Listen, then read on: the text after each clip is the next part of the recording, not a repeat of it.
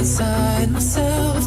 I cannot comprehend a thing I've done. Give me a reason to start again. What if I give up this fire now? What if I don't want to carry on? Give me a reason to start again. Feels like the end. Yeah, it feels like the end. Feels like the end of myself. Give me a reason I should not stay alone and look for hope. Feels like the end of myself. Give me a reason I should not stay alone and look for hope.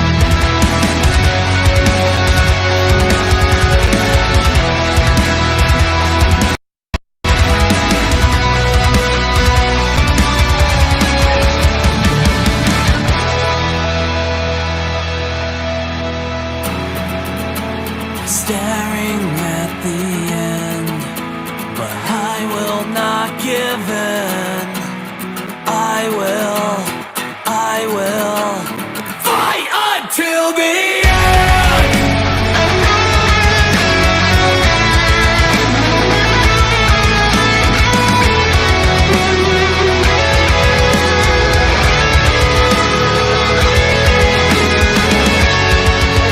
We're staring at the end, but I will not give in. I will fight until the end.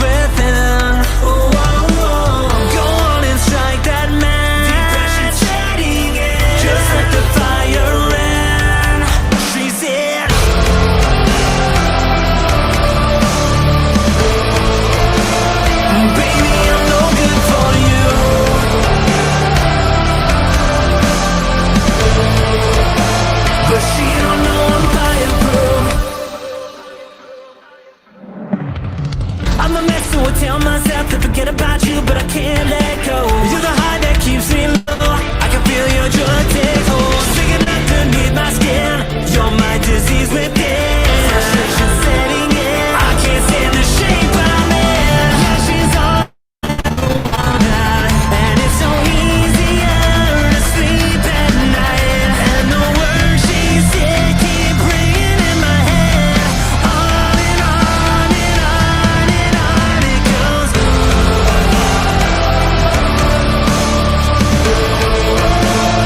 Baby, I'm no good for you.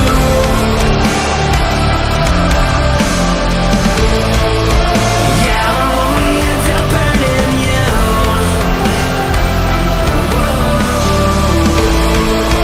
She said maybe I'm no good for you.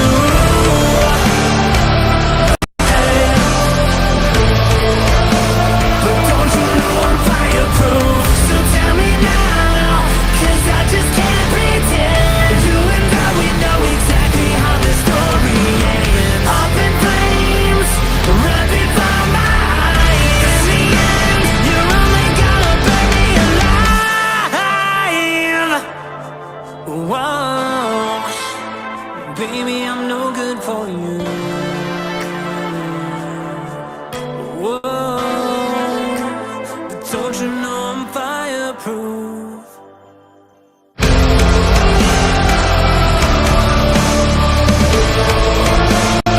Baby, I'm no good for you.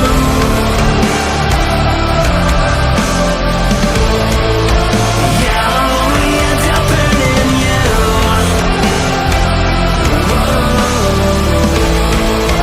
She said maybe I'm no good for you.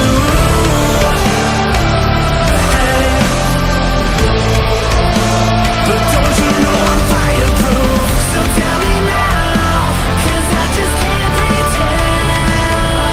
But don't you know I'm fireproof? Up in flames, and now the story ends. But don't you know I'm fireproof?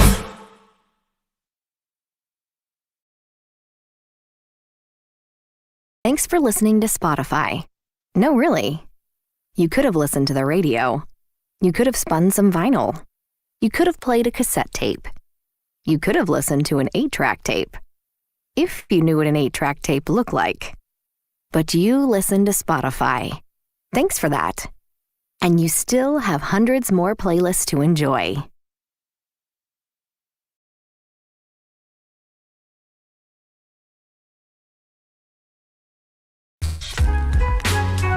Look at you, listening to Spotify while you do whatever it is you're doing.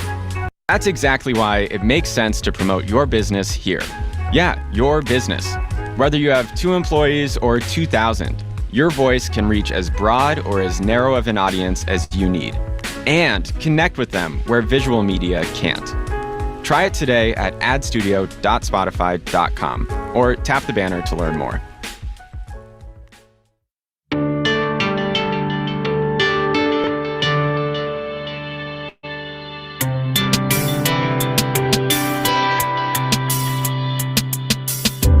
I've spent my time careful examining, look at his eyes, staring back at me, distant voice, yelling back at me, would have looked back, but that's the old me. I'm only moving forwards, my thoughts manifest into words.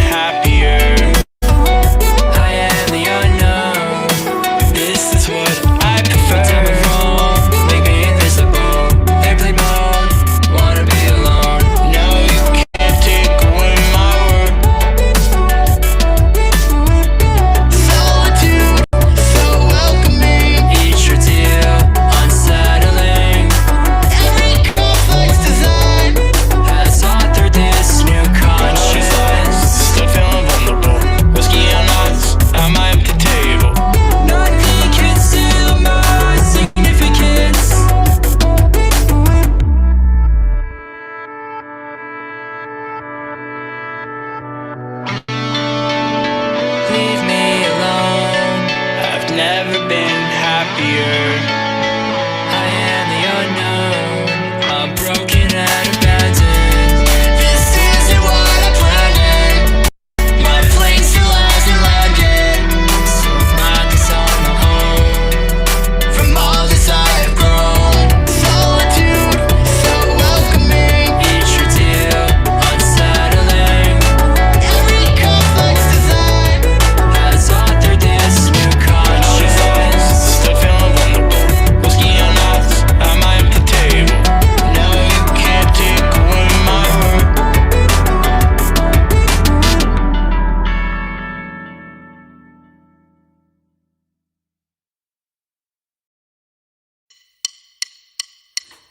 All right.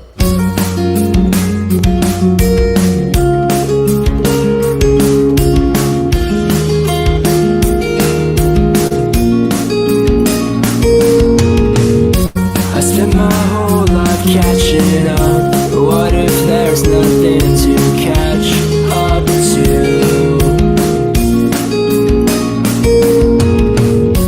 What if I've been right where I need to be?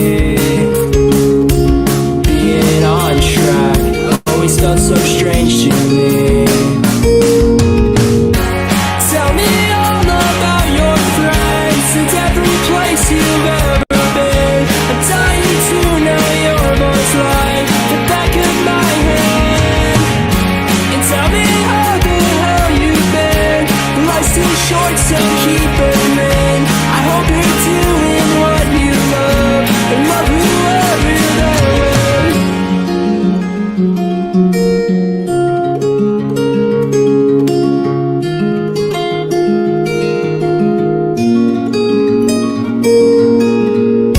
You only get so many second chances. Don't waste a second guessing. Not everything's always involved. Life's not always simple. You don't have to hate yourself. You don't have to hate yourself. Tell me all about your friends and every place you've ever been. I'm dying to know your voice like the back of my hand. And tell me how the hell you've been. Life's too short, so keep burning. I hope you're doing what you love and love whoever they're with.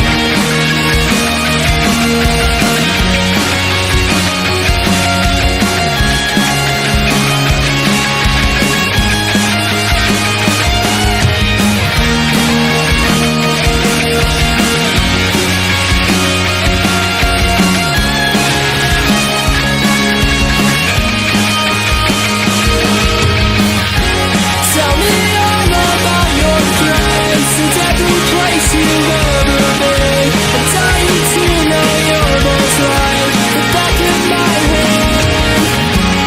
Tell me how the hell you've been. Life's too short, so keep burning. I hope you're doing what you love and love whoever they're with.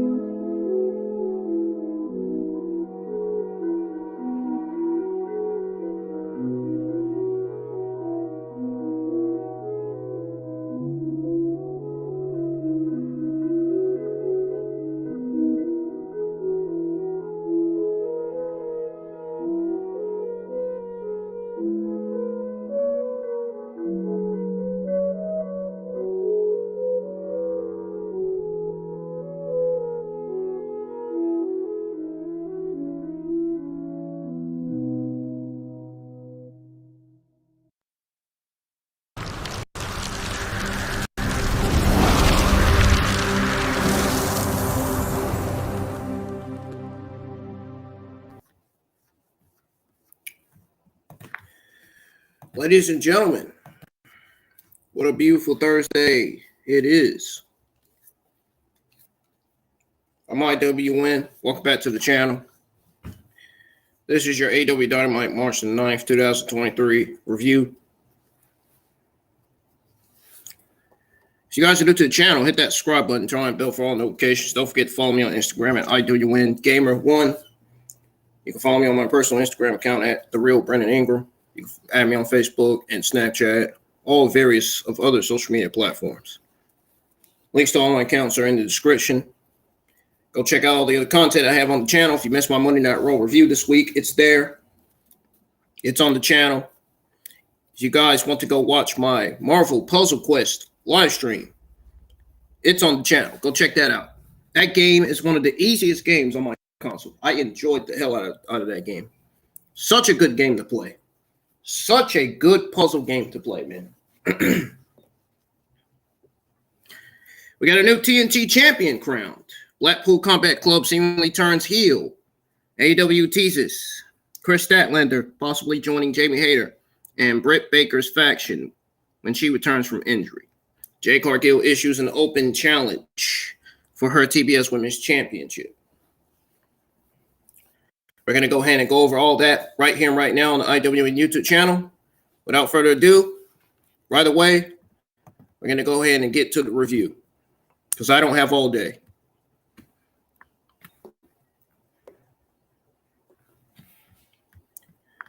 AEW Dynamite Episode 10 kicks off with Orange Cassidy versus Jay Lethal for the All-Atlantic Championship. Jay Lethal had a target in mind, and that's the injured left leg of Orange Cassidy throughout their All-Atlantic Championship match Wednesday night, which was last night. But it was his own injury that proved to be costly. Lethal was nursing a left shoulder problem, and Cassidy was able to capitalize on it when he collapsed on the challenger and scored the upset victory. The contest was another very good one between two guys with better in-ring chemistry than expected. They worked so seamlessly together. They had a smart and logical match. Cassidy failed to hit his trademark orange punch because of his knee, while Lethal struggled with his signature stuff because of his shoulder. Those spots played on the established injuries and directly led to the finisher. The post-match saw Jeff Jarrett attack Cassidy and break his guitar over the knee of the champion, which can be seen as the start of a feud with Double J or an injury written off for a few weeks. Either way, it gives Cassidy direction and transitions the heel tandem of Jarrett and Lethal out of the tag team division, which is not a place they need to be right now. Not a place they definitely need to be. It's not known why they're in the tag team division, but they shouldn't be there. That's all I'm going to tell you. They shouldn't be there. They're not a good. They're just nothing more than a paired up tag team. They're not an actual tag team. Period. Period. Point blank. Simple as that. I'm sorry. That's just how I feel about it. If you don't like my opinion, go watch somebody else. You don't want to hear it? Go watch somebody else.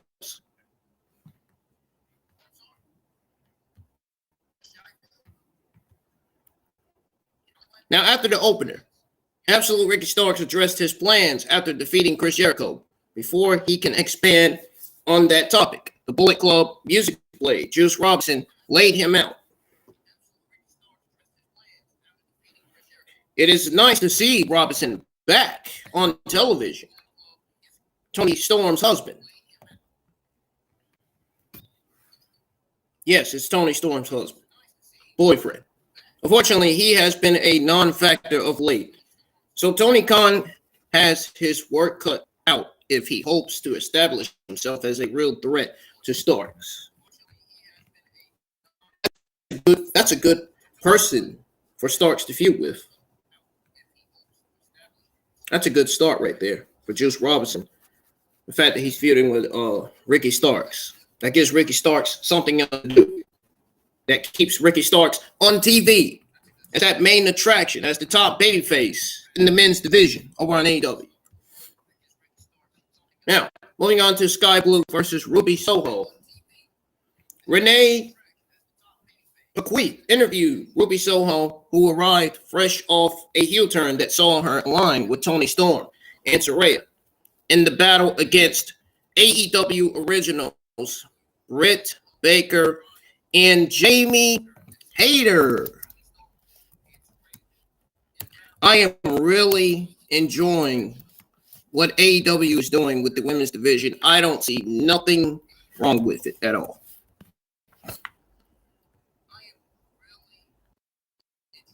I really am.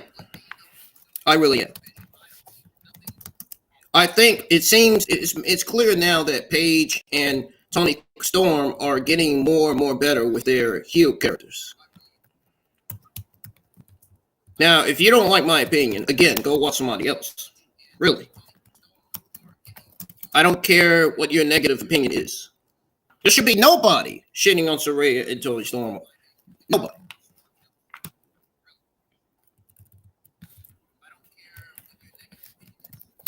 If you are shitting on Toni Storm and Saraya, you have every reason to be a fucking complete idiot. Based on the female talent you're shitting on. These are top female AEW stars you're shitting on. In case you didn't realize. These are former WWE female talents.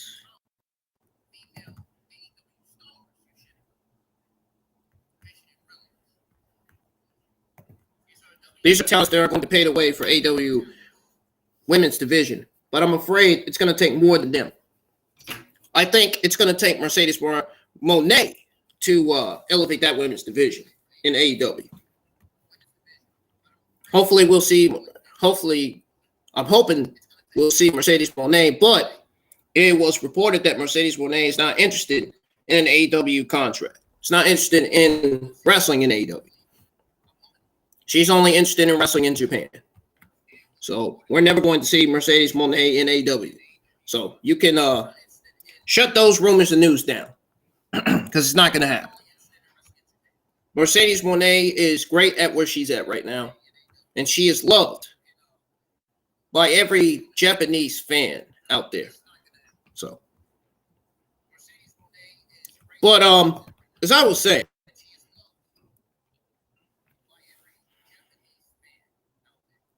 after a Skaffic promo on those women and the AEW fans, Soho squared off with Skye Blue in one-on-one action.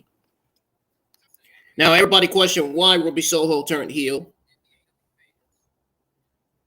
Well, she explained it on Dynamite. I don't have to tell you. It shouldn't take a scientist to tell you why she did it.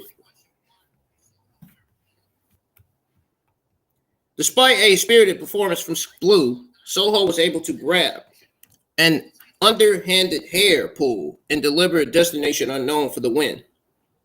Following the bell, Storm and Saraya joined their new associate in the ring.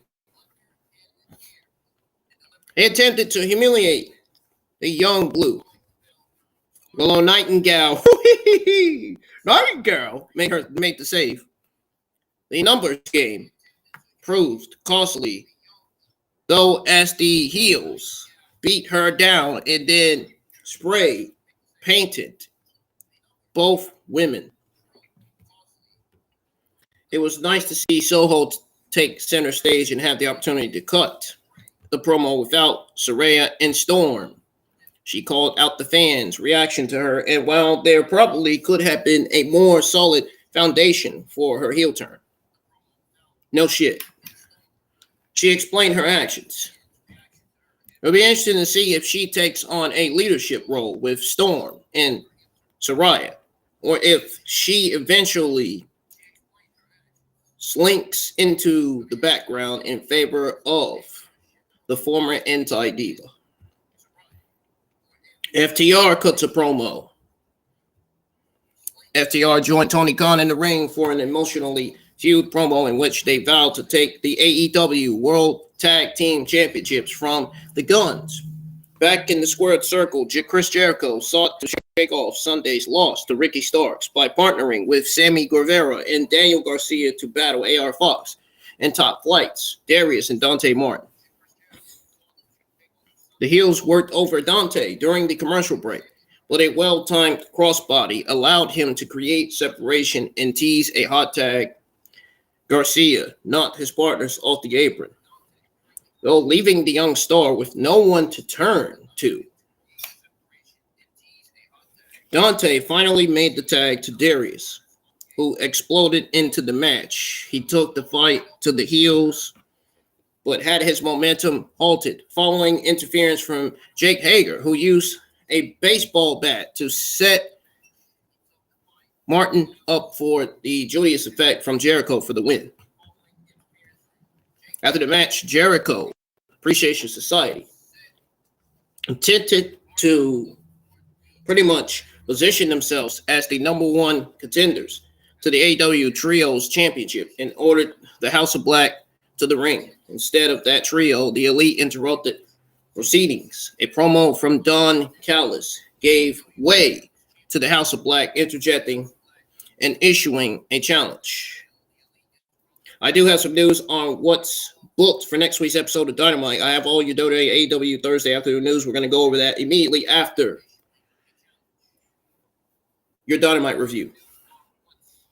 The match was good, but was clearly secondary to the events after the bell.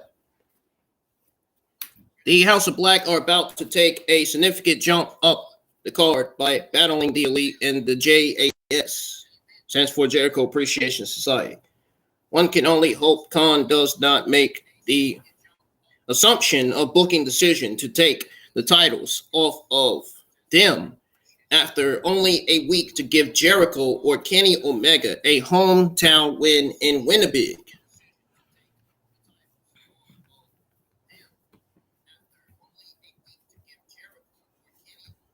Great match there. Great six-man tag match. As we move on to the Dark Order versus Blackpool Combat Club, let's go over what went down with this match. So 2 weeks ago, Jon Moxley brutalized Evil Uno. Wednesday, the big man's teammates in the Dark Order, John Silver and Alex Reynolds, battled the former world champion and Claudio Castagnoli in tag team action. The Blackpool Combat Club dominated the action, wearing down each of their opponents at different points. Silver exploded into the ring late before it was for naught, as Moxley ultimately choked out Reynolds for the referee stoppage. After the match, Moxley and his teammates beat down Dark Order until Hangman Page rushed the ring. Another brawl ensued, prompting officials to break the teams up. Now, it was nice, very, very nice to see Reynolds and Silver back on television. They were once incredibly over and backed up that popularity with their in-ring performance, but ultimately fell into the background, unfortunately. They were never really present as a threat to the heels and were predictably beaten. Blackpool Combat Club versus Dark Order and Page is certainly a direction to head in, because Blackpool Combat Club, for the simple fact that they are A, simply not done with the Dark Order, and B, we could be getting another Jon Moxley versus Adam Hangman Page match yet again, either for Full Gear or for All Out, possibly.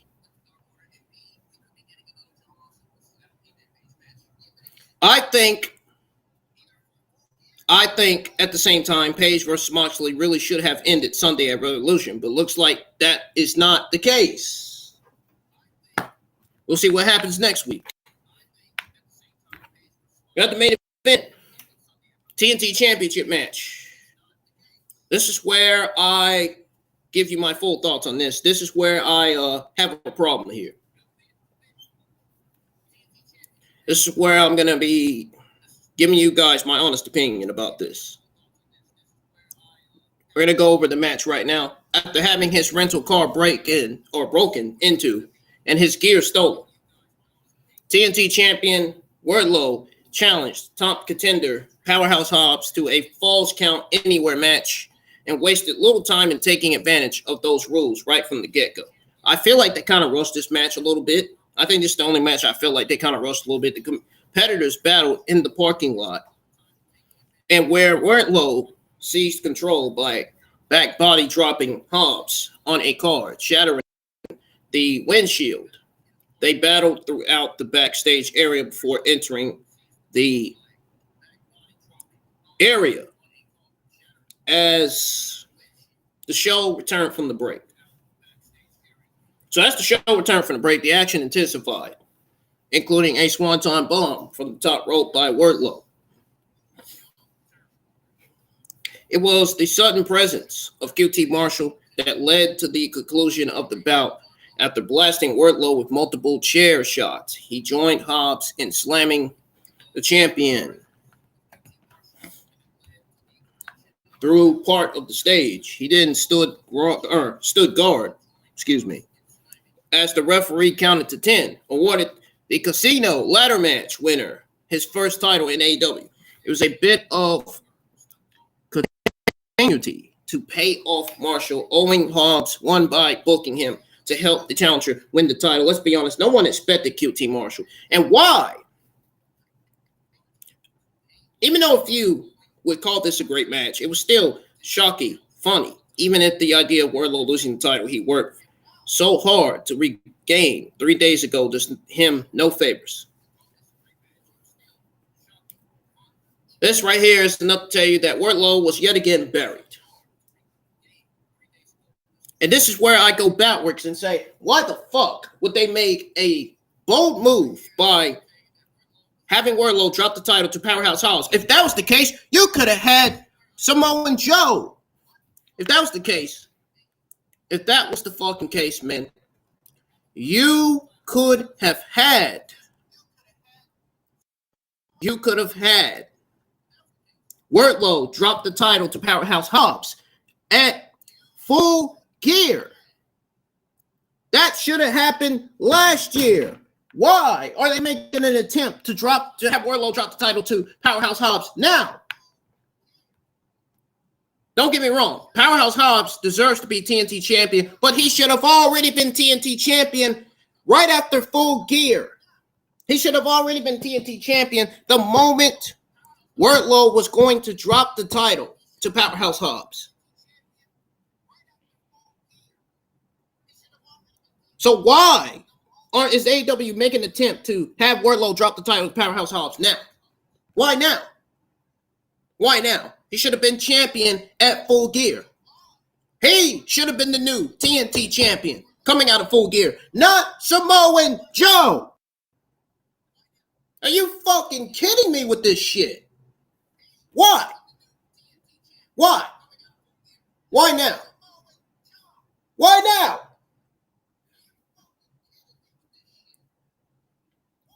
Never mind the fact that Powerhouse Hobbs was fucking buried in that TNT Championship match. Wardlow was even more fucking buried when he had to drop the title to Powerhouse Hobbs. What does this do for Wardlow? Not a damn thing. What does this do for Powerhouse Hobbs in the end? Not a damn thing. It does nothing for neither one of them. And I am suspicious. I find it suspect that they haven't dropped that title to Powerhouse Hobbs. I am suspicious as to what's next for Powerhouse Hobbs.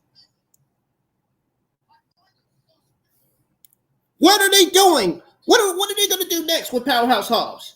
Are they going to fucking have him lose as TNT champion? Because that's what they do with all champions in AEW. Every time somebody becomes champion, they lose in a fucking non-title match as champions.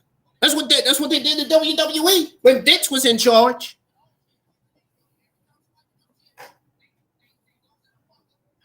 You notice what they did when Tony Khan was still president of AEW.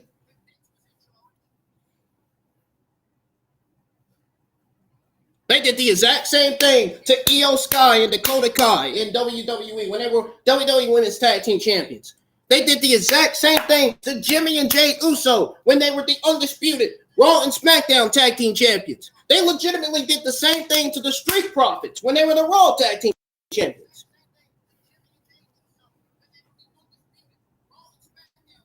Hell, who's to say they even did the same thing? Who's to say they even did the same thing to Roman Reigns? No, they didn't do it to Roman Reigns. They never did it to Roman Reigns.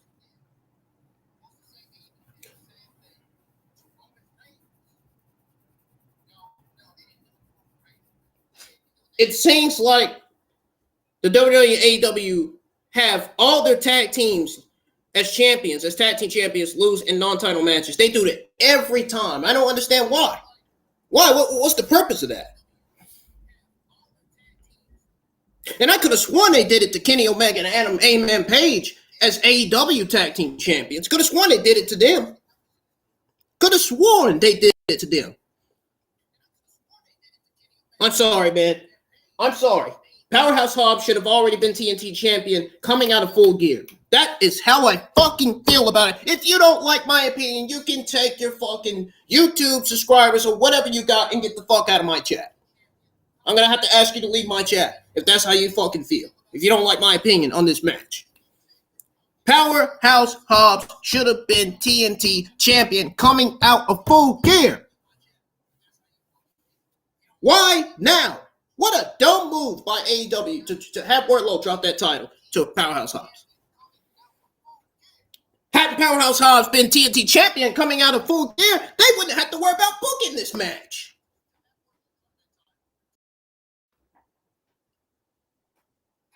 Then at that point, we would be seeing Powerhouse Hobbs defending his TNT championship against Wardlow instead of Wardlow defending his TNT championship against Powerhouse Hobbs. Am I not telling the truth, chat?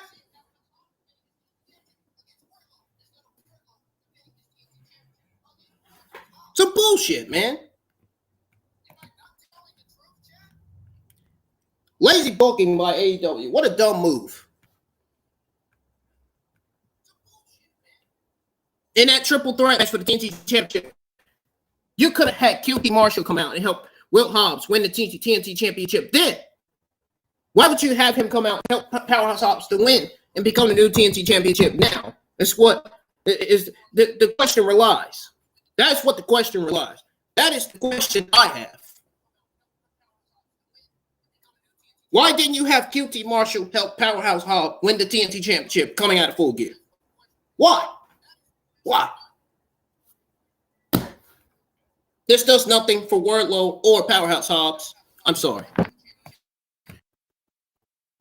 Overall, I'm done, guys. I'm done. I've done repeating myself already. I'm done. Moving on. Overall, the show was a mixed bag. I'm not going to lie to you. Some of the pay-per-view fallouts worked, not all of them. Some of it did not. Now, I don't think they did nearly enough to put over the Iron Man match as the classic that it was. The Danielson video package was great. MJF did great, telling his side of the story on why he defeated Danielson and what's next for him, I guess, going forward. Obviously, the next direction for him is Eddie Kingston, clearly. The way I'm seeing this shit unfold with MJF's reign of terror continuing. I don't mind seeing MJF versus Eddie Kingston. I think that's going to tear the house down. We could be getting that match at either Full Gear or freaking All Out. Who's to say we don't get it in AEW Las Vegas? Shit, I don't know. I'm just guessing. It did come off like Danielson was the only wrestler truly lost. Now, that case could be made that Moxley's ruthless approach is a product of him losing to Page. I'm not going to lie to you. It felt like business as usual for the other match losers who appeared on this show, especially Wardlow. My God. I can see Wardlow leaving AEW and jumping ship to WWE. WWE is going to make sure they book him and use him right, better than how AEW used and booked him right. Same with Brian Cage when his contract expires. I could see Brian Cage going to WWE. Even JD said it on the podcast last night on his Dynamite review. Said the exact same thing, and I'm confirming it to the geeks who think, oh, but JD didn't say that Brian Cage. JD didn't say that he could see Brian Cage jumping shift to WWE. To all the Simpson community that don't believe that. He actually said it. If you watch his Dynamite review, he said the exact same thing I'm saying right now.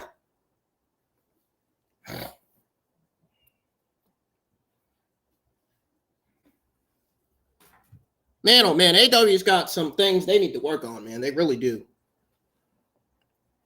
They really do, man. Anyways, guys, that's going to do it for your AEW Dynamite review. If you guys enjoyed it, hit the thumbs up. I nailed it, man. I killed it. I killed this fucking stream like no other, man. I killed this fucking review like no other. If you guys enjoyed it, hit the thumbs up. Don't forget to subscribe to the channel if you're new. We're sitting at right now 605 subscribers. We are still on the road to 700. I don't know how many subscribers away we are to 700. I have to count and see. I have to get the full count of it. Share this review to all social media platforms. I felt good after that. I felt like a weight just got lifted off my chest. Everything of what I said about that match is the truth. I felt like Powerhouse Hobbs should have been TNT champion coming out of Full Gear with QT Marshall's help. That's how I fucking feel about it. I don't know why they would wait until March to have Wardlow drop the title to Powerhouse Hobbs only for Wardlow to get buried. Never mind Powerhouse Hobbs getting buried and robbed of his TNT title opportunity coming out of Full Gear. Never mind that. My God. That was a dumb move by AEW to have him drop that title.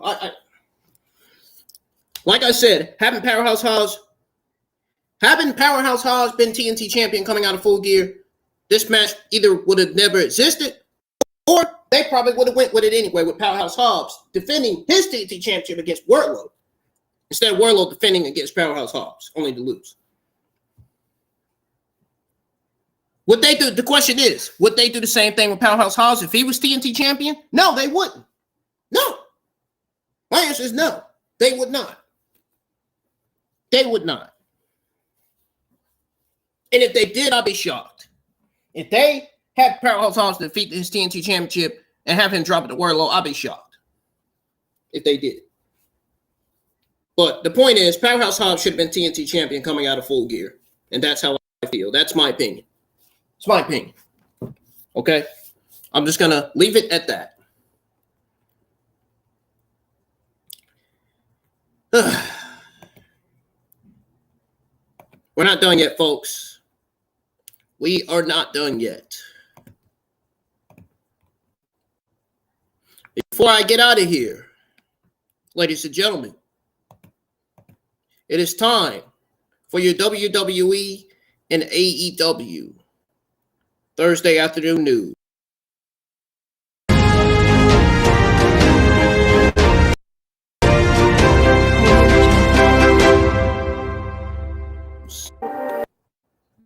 All right, here we go, guys.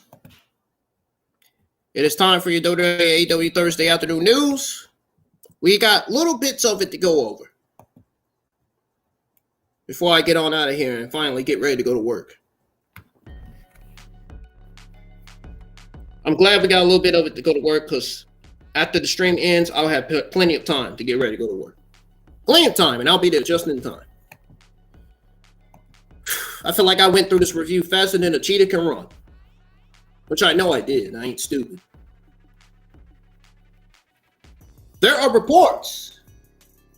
There are podcasters like JD saying that WWE lied to wrestling media. Well, no shit, they did. He's not lying. The man's not lying. He's telling the truth. I even heard news. I heard news about it. I even heard this before this news came out. What if I tell you I heard about it before the news came out? I knew this was happening, man. I knew that news was going to get out eventually. I mentioned to one of my friends on Instagram, one of my wrestling friends, you know, guys that are fans of wrestling, one of my friends on Instagram about it. You know, I said to them, you know, what if this news gets out on WWE lying to wrestling media? What if that news gets out? Well, it's already out now. I mean, it's out now. Too late. The geeks online didn't want the news to get out, but it's out now. Whether you like it or not, it's out. You don't know who needs to get the fuck out of WWE. You don't know who the fuck needs to get out of power? Vince McMahon. I think the real reason why Vince McMahon was backstage is to make sure that Triple H and nobody else is running it like he is. I think he was legitimately backstage because he wants to make sure that Triple H and nobody else is running creative and is running WWE like he is. He wanted to go backstage and show everybody that, oh, I'm the boss. I run the show. I run the company. I'm the real chairman. No, you're not. Get out. Get out. No, you're not. No, you're not. You're not running creative anymore. Triple H is now.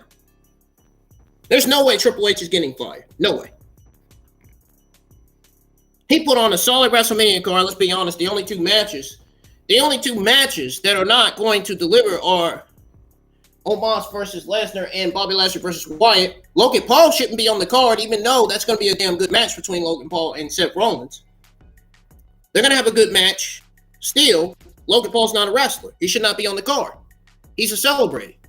The celebrities should be in seats like the crowd, like the WWE fans should. The celebrities only need to be there to watch the matches, not be booked in matches, like Logan Paul. And then you wonder why the news came out last week on the WWE talents not being happy and complaining about celebrities stealing their glow, stealing their spotlight. Do you blame them? Do you blame the talent for being unhappy and complaining? I know I don't. Seriously, man. It's fucking bullshit. We're going to start with your WWE Thursday afternoon news. It's on Logan Paul and Seth Rollins match. So apparently WrestleMania spoilers. There's WrestleMania spoilers on Seth Rollins versus Logan Paul. Match placement.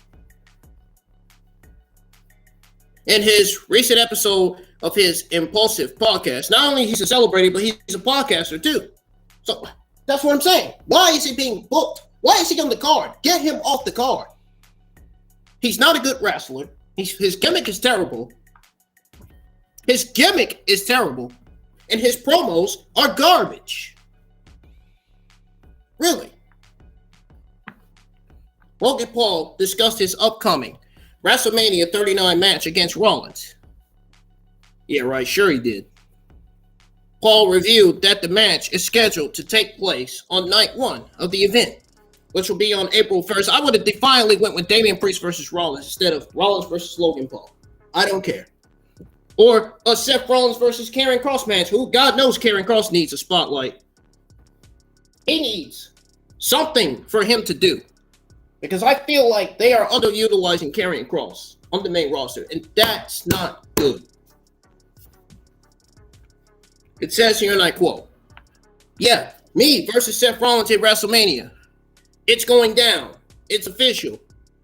Oh boy, I can't wait. I hate it. I can't wait to see how terribly Logan Paul does in the ring at WrestleMania.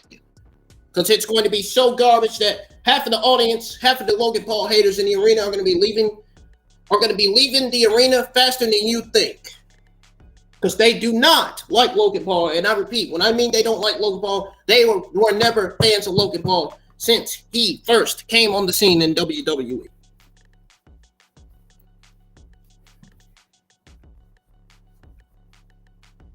I got confirmation, says Logan Paul. Me versus Seth Rollins. He's been beefing with me. WrestleMania. April the 1st. Hadn't the beef not happened, Logan Paul would have never been on the card. There you go. Go figure.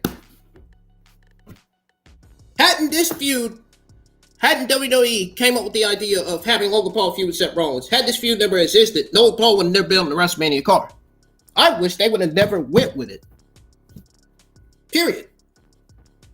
Seth Rollins had other opponents he can go against, Damian Priest or Karrion Kross. I would rather see Damian Priest versus Seth Rollins, to be honest. That'd be a damn good match. We all know, we've already seen Seth Rollins versus Finn Balor. We don't need that on the card. No. Sorry.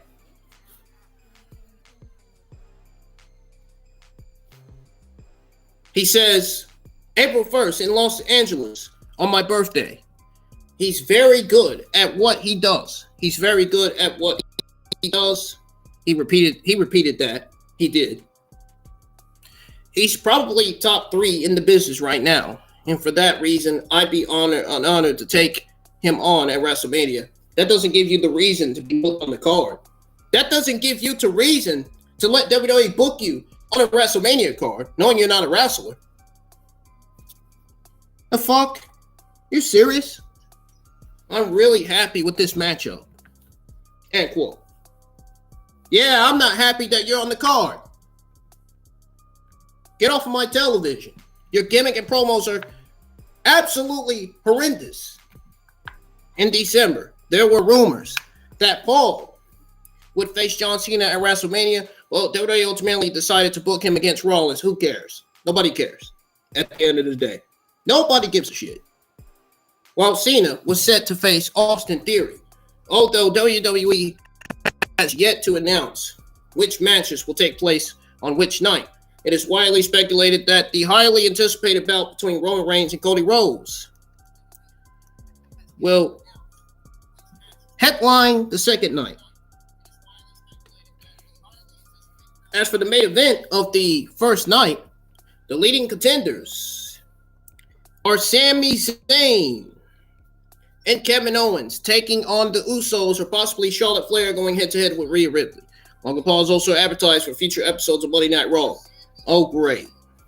Can't hardly wait not to watch Logan Paul cut another terrible promo on Raw. WWE has already confirmed that Logan Paul will do battle with Seth Rollins at WrestleMania 39. Even some of the simps on Instagram said that Logan Paul's gimmick and promos are garbage. I have proof of that. I will show you guys proof of that tomorrow before SmackDown and Rampage. There are some people that commented and said that Logan Paul is terrible. I don't blame him. He is. Nobody gives a shit about Logan Paul. Nobody cares. Get him off the card. Really. He's not a wrestler. Get him off the card. Then you wonder why fans are unhappy with celebrities stealing their spotlight and being booked, being on a card that they feel like they belong on. WWE has already confirmed that Logan Paul will do battle with Seth Rollins at WrestleMania 39. It remains to be seen how the Maverick will fare in his second ever WrestleMania match. Whatever, man. I hope he fucking fails. I hope Seth Rollins prevail. Anyway, moving on.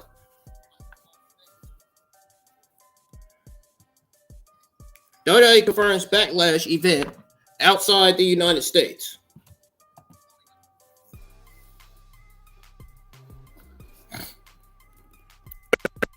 They just announced that Backlash is coming to Puerto Rico. Puerto Rico, yo, amigo. You going to the WWE Backlash in Puerto Rico, man? Yo, see. I know, man. I know how you feel, man. I like me some Hispanic females, man. I do. I really do, man.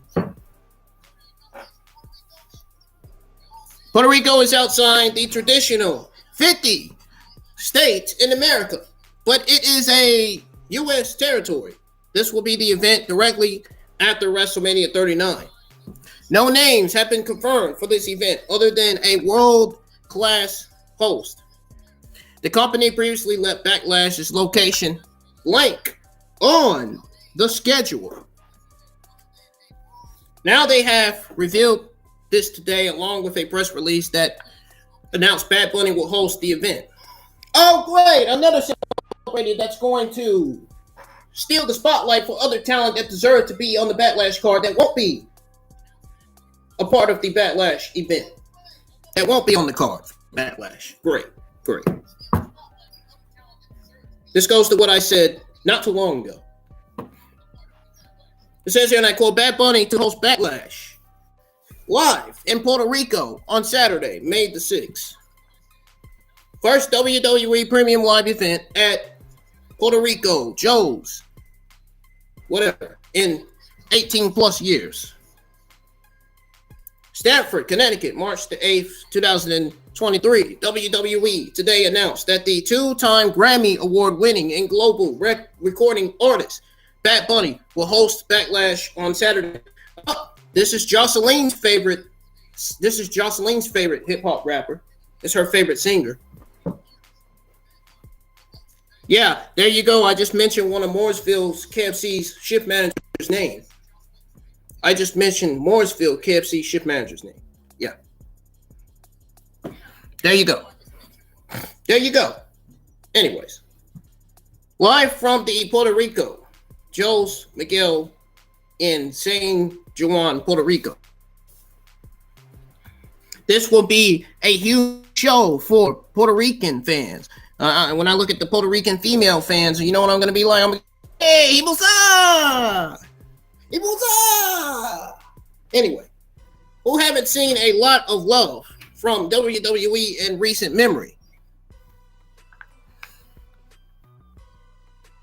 Saturday, April 1st, will be WrestleMania 39 Night 1 from SoFi Stadium in Los Angeles, California. That is where my watch-along for WrestleMania 39 Night 1 will be live.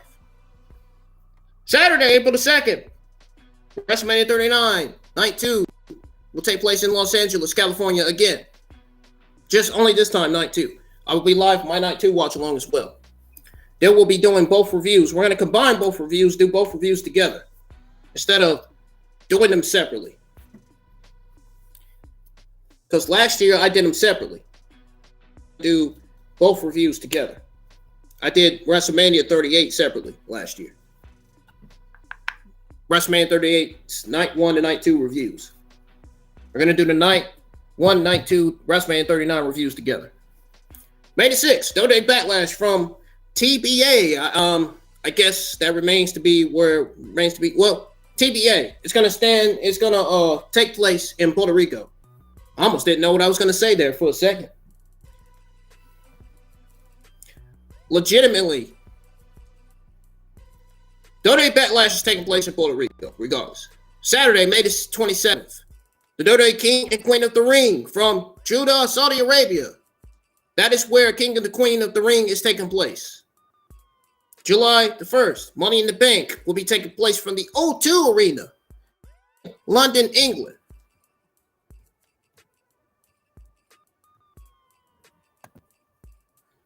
Now, I agree with Jay Scott here. He says, I formally support internal events. I do too. I agree. I'm not going to argue with that.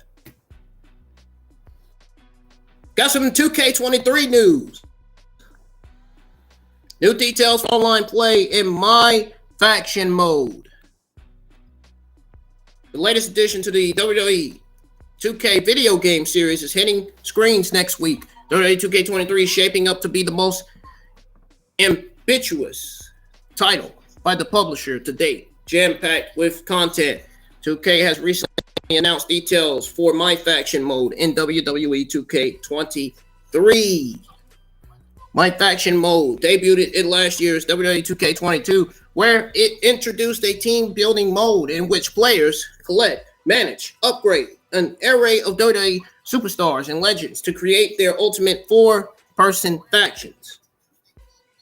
By the way, I am one of the newest upcoming smart guys in the community that knows what's going on in WWE. Just don't want to throw that out there. And I know what's going on with the video games as well. Players could upgrade their teams through cards that were purchasable with real money or earned in-game. The mode was likened to NBA 2K's My Team Formula, or FIFA's Foot. The caveat, however, was the My Faction was a single-player only mode, so players could not gain a competitive advantage over other players by purchasing virtual currency. 2K has unveiled that the My Faction mode is returning to WWE 2K23 with a slew of updates and features. One of the most notable additions was the all-new online head-to-head gameplay, which will give players the opportunity to pit their team against their friends' teams or members of the WWE 2K community. Not sure that's a wise decision by them, but it says here, and I quote, "Battle head-to-head online. Experience all new online gameplay in My Faction. Show off star-studded factions and challenge friends and WWE 2K community members alike through online quick play for endless hours of fun. Experience unique live events. Regular post-launch content in the form of scheduled live events will arrive year-round in My Faction, offering a single-player experience with unique matchups curated by WWE 2K designers. Collect and upgrade cards. Diverse, aesthetically enhanced cards across multiple tiers with crisp images, highly detailed backgrounds, design boosts make fan-favorite superstars pop. Plus, look forward to the addition of the all-new pink diamond tier post-launch. Enjoy alternate superstar attires. Collect multiple iterations in My Faction exclusive looks for favorite superstars while building the ultimate faction.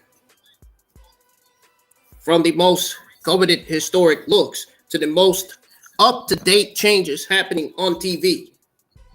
End quote. Another mode that is returning to WWE 2K23 is the My Gym mode. More details about the My Gym mode can be found. Are you guys pumped for WWE 2K23?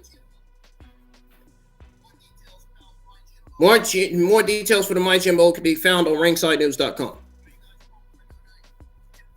What is y'all's take on the new and improved My Faction mode? Let me know. Never mind them. Let me know how you feel about it. I'm getting the game. I don't care if it's the same as WWE 2K22 or not. I'm getting the game. But I'm pretty sure they still could have did some updates to WWE 2K22 where we wouldn't have to worry about a release of WWE 2K23. I mean, I'm just saying. I'm just throwing it out there. There could have been some updates done to 2K22 to where you can add those 24 downloadable content characters to the game. But I still like WWE's 2K's chances of releasing WWE 2K23. I think it's going to be a good game. It's probably going to be better than 2K22. Who knows? Have to wait till it gets released. You have to wait till it gets released to buy it, to play it, and find out. Now, Cody Rhodes won't rule out Brandy Rose's involvement in his WWE storyline he's currently in with Roman Reigns, the tribal chief, Mr. Island of Relevancy.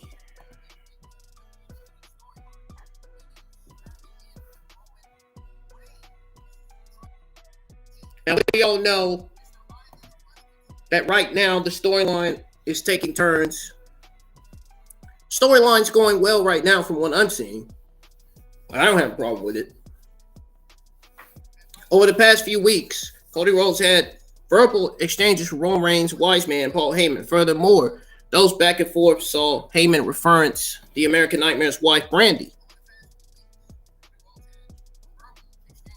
Cody Rhodes recently discussed the idea of Brandy becoming involved in his conflict with the bloodline. In an interview with Out of the Character, he noted that from a professional sense, his wife liked to handle things independently. It says here, and I quote, "We always, from a professional standpoint, I don't know if a lot of people knew this, we always wanted to do everything separately. She very much can defend herself and can fight her own battles, very separate in that," end quote. Despite that, Cody Rhodes did mention that he had not ruled out the possibility of Brandy being a part of the plot. That which means he probably is also not ruling out her return to in-ring action as well. It says here, it continues that, "No doubt, because I always loved your show being Out of Character." The name of the show, Out of Character. Whereas for me, there's no difference between in character me and out of character me. It's just me. And part of that is the people who surrounded me. You know, the people close to me in my real life are also close to me on screen. So I wouldn't rule it out, but she absolutely loves watching what I'm doing. She's got some stuff that she's working on secretly, unrelated.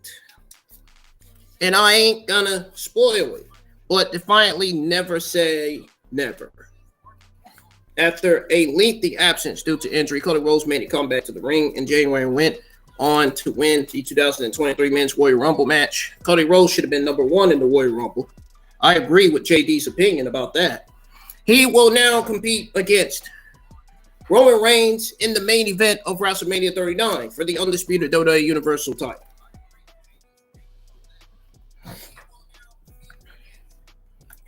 What is y'all's take on this story? Sound off in the live chats right now. Paul Heyman addresses if Roman Reigns' title run will end anytime soon.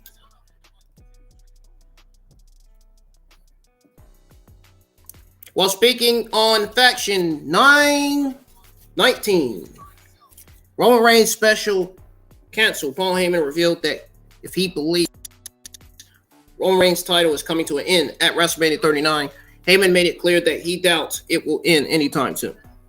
No, hell no. Oh, no. No, he says. End quote. Cody Rhodes is also the favorite to defeat Roman Reigns at WrestleMania 39. Whether the American Nightmare will be able to topple Roman Reigns or not remains to be seen. I think he will. I think it's only fitting for him to win. I would be shocked if Roman Reigns retains. I'm not downing Roman Reigns. Roman Reigns is one of my favorite male stars of all time. Don't get me wrong. But I don't know. I have doubts about him beating Cody Rhodes, man. Cody Rhodes is not somebody to mess with. We seen what he did in AEW. He's not somebody to mess with, man. Don't. Are you excited for WrestleMania 39? I think Cody Rhodes is a perfect opponent for Roman Reigns, if you ask me. But do you guys think Cody Rhodes will finally put an end to Roman Reigns' title reign?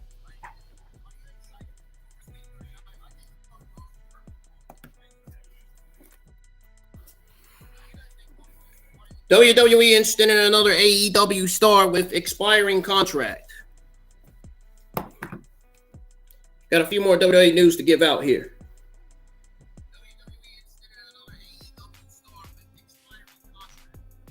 So, it was first reported that Brian Cage's AEW contract is set to expire very soon.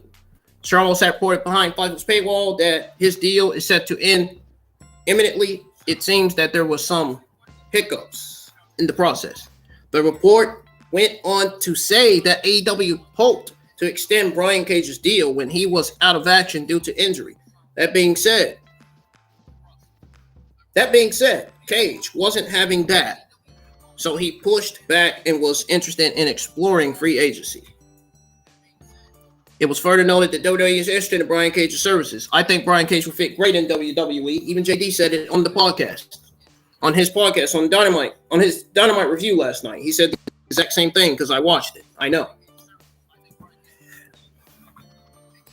I think he would be fit great in WWE for good reasons and not for bad reasons. I could see him doing a few matches in NXT and jumping ship to the main roster and being a top babyface or heel in the WWE men's Raw or SmackDown divisions. One of the divisions, whatever brand he goes to, I could see him being a top heel or babyface there. WWE is great. It's a great fitting for Brian Cage. We could see matches like Brian Cage versus Braun Strowman, Brian Cage versus Dragon Lee. We've seen Brian Cage versus Dragon Lee before in the Indies, I'm sure. In Mexico, I'm sure. We can see Brian Cage versus Bobby Lashley, Brian Cage versus Brock Lesnar. There's all kinds of matches we could see. All kinds of matches we could see, man. They can only do something about it if he becomes a free agent.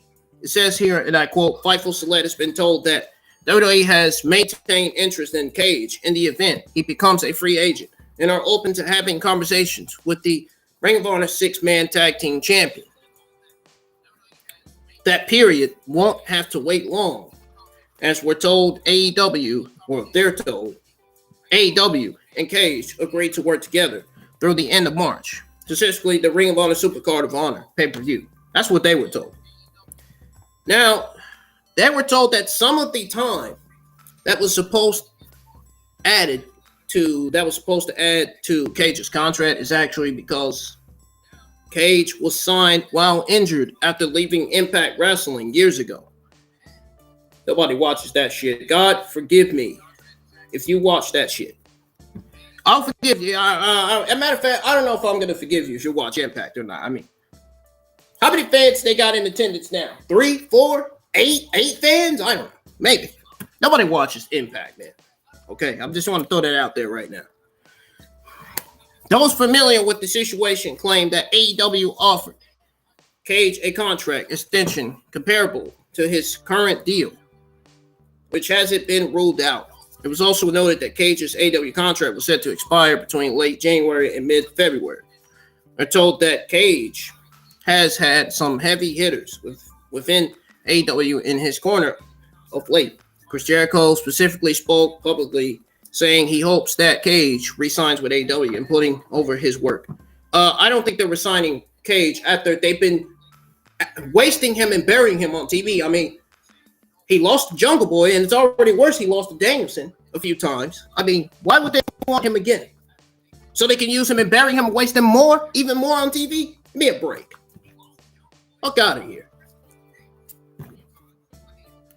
WWE might be able to facilitate that for him. Tony Khan might not make that easy by trying to extend Cage's deal. It's the same thing he did to Kenny Omega. Do you guys think WWE could use Brian Cage better than AEW did? I think so. I think so. 100% yes, absolutely. With Triple H in charge, not with Vince in charge. With Vince in charge, he'd be doomed from the word go. Main roster doomed. He would be. Should Brian Cage stay with AEW or venture to WWE? He should venture to WWE. That's my answer. But that's the question I have for you guys. Should Brian Cage stay in AEW or go to WWE? Let me know in the live chat. So let me know in the comments below when the stream ends.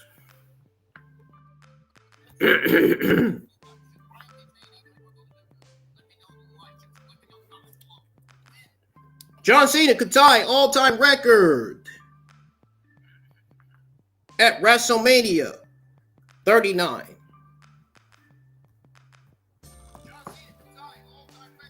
That is what Ringside News is saying.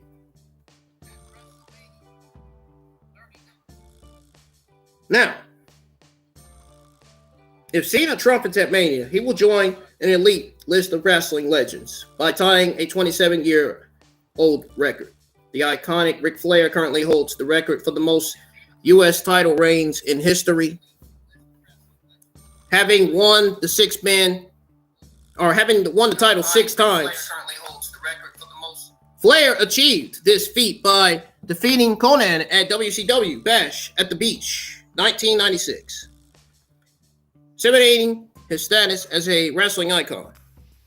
It's worth noting that Cena has won all of his United States titles while competing under the WWE banner. As of now, Cena is tied with legendary wrestlers Chris Benoit, Wahoo McDaniel, Lex Luger, Bret the Hitman Hart, with all 5 of them having held the U.S. title 5 times throughout their careers. I was going to say entire careers, but I just went with career instead. I get it because I feel like it's more fitting anyway to say it like that. As previously reported, John Cena was given creative control to produce the highly anticipated segment on Raw. The company had faith in Cena's ability to execute the segment to perfection. Well, I guess I won't have to give out the news on John Cena on who produced the segment, because it turns out, spoiler alert, John Cena produced his own segment. Well, we can skip that news. That news is given out. We can skip that. It remains to be seen how WWE will continue to build the feud between Cena and Theory leading up to WrestleMania 39.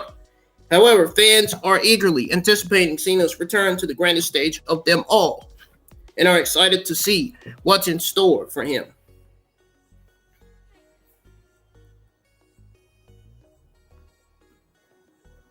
Likely reason why popular WWE NXT star is leaving.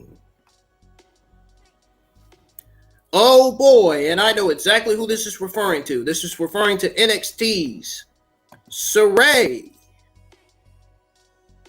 I looked at all of the news before I went live for my Dynamite review. During Wrestling Observer Radio, Dave Meltzer painted a couple of different scenarios for what might be going on with Sarray. It was not 100% confirmed why she made the choice to leave WWE, but it was also obvious that she wasn't being used in NXT. Yeah, because of Vince McMahon and Bruce Pritchard. That's why. Her contract is up in a week, and then she's going to make an announcement that she's back in Japan. I don't know if they haven't used her since August, so they might have cut her. They have lost complete interest in her. Vince and Bruce has, not Triple H. Or she said that I don't want to do nothing when I'm 26 years old and not wrestling. So she might not have wanted to renew. I don't know which is, but she's done. She hasn't been used at all. End quote. Says Dave Meltzer, Wrestling Observer Radio. There was a lot of hope for Sarray in WWE, but her time in WWE's developmental brand is done. Sad. Vince and Bruce could have used all that time to use her, but they didn't give a shit. At the time when Vince and Bruce was in charge, they didn't give a fuck about women's wrestling. Vince and Bruce still doesn't give a fuck about women's wrestling. They don't give a fuck about power, the money, and their stupid political agendas. That's all they care about. Vince cares about having control of WWE. He cares about power. Hello, open your eyes. Why do you think WWE lied to wrestling media? Vince McMahon being backstage. Give me a fucking break, man. You don't think I know what's going on? I ain't stupid. Only time will tell if she finds her way to AEW eventually. It sounds like she is going back to Japan first. Sarray's fans were not happy about how WWE used her, and they were also worried about the amount of television time she was missing. Now their questions are answered, as Saraya has made it very clear that she is done with WWE for whichever reason she decided to go with. Are y'all shocked to see Saraya leave? I'm not. Given that Vince McMahon released 200 plus talent, I mean, You know they did. Could have used them in suitable roles for the 2021/22 Royal Rumble. Jesus Christ, man.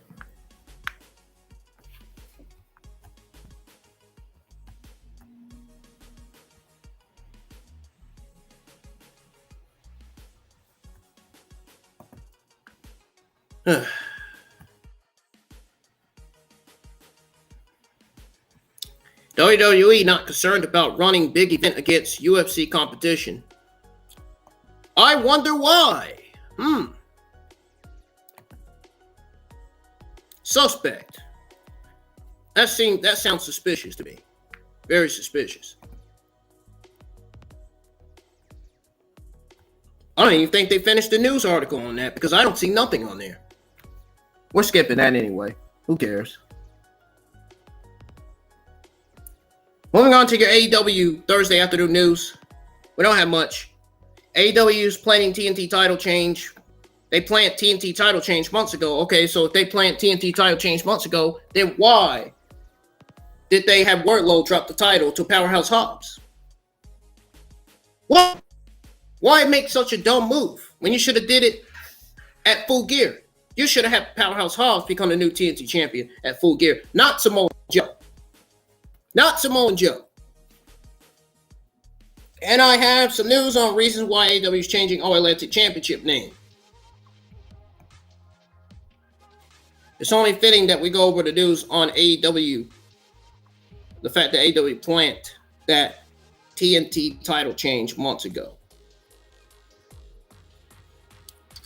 Where is it? Where is it, damn it?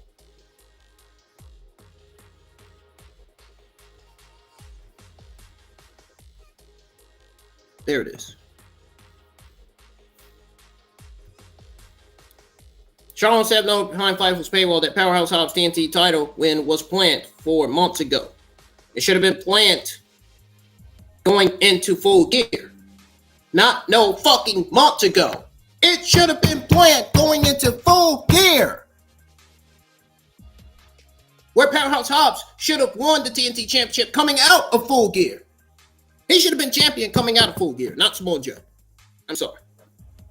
It seems that the company finally got around to pulling the trigger on the big win for the...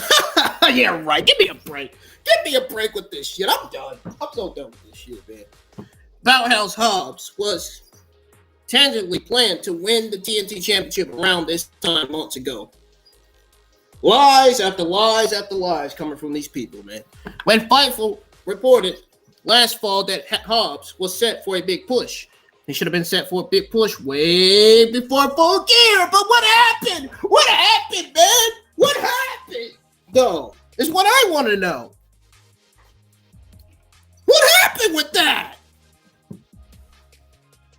Jesus Christ, man. This was the end game. Well, Washington will have more details on day after day Dynamite. End quote. Jesus fucking Christ. Suspect. Already suspicious as to what they're doing with Powerhouse Hobbs as TNT champion. Already suspicious. That's raising some red flags right there.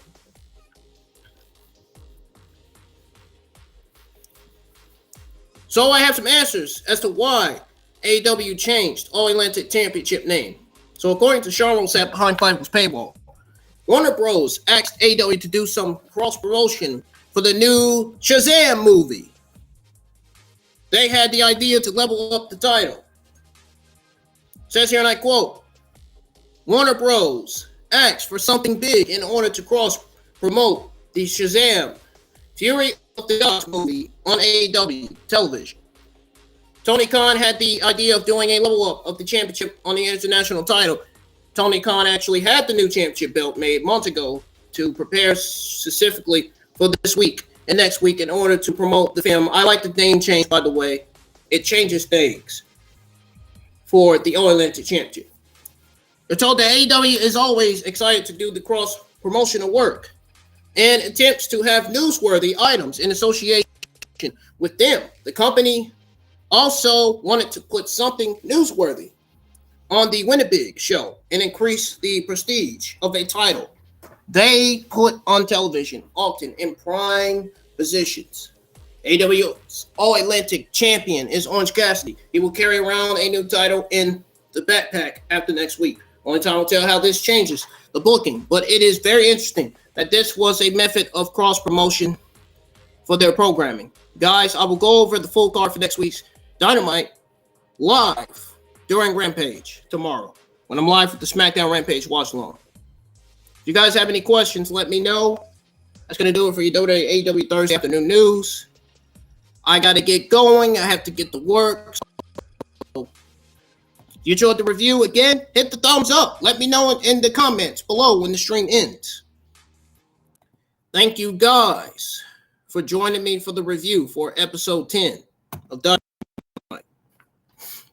It's been a good time. I got out what I needed to get out. I did what I had to do. I'm getting out of here. Peace. And have a great Thursday. And I will see you guys tomorrow for SmackDown and Dynamite. And I might be streaming something this afternoon before SmackDown and Dynamite. I'm supposed to be streaming a new game this afternoon. Supposedly. Might be. Matter of fact, let me check the schedule real quick before I get out of here.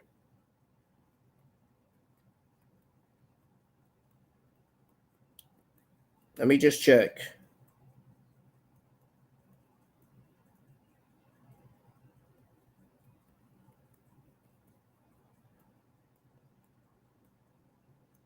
Yes, I'll be streaming WWE 2K22 for the first time before SmackDown and Rampage. So I'll see you guys live for 2K22, and I'll see you guys live for SmackDown and AEW Rampage tonight. Peace, and have a great, blessed, lovely Thursday. See you guys tomorrow.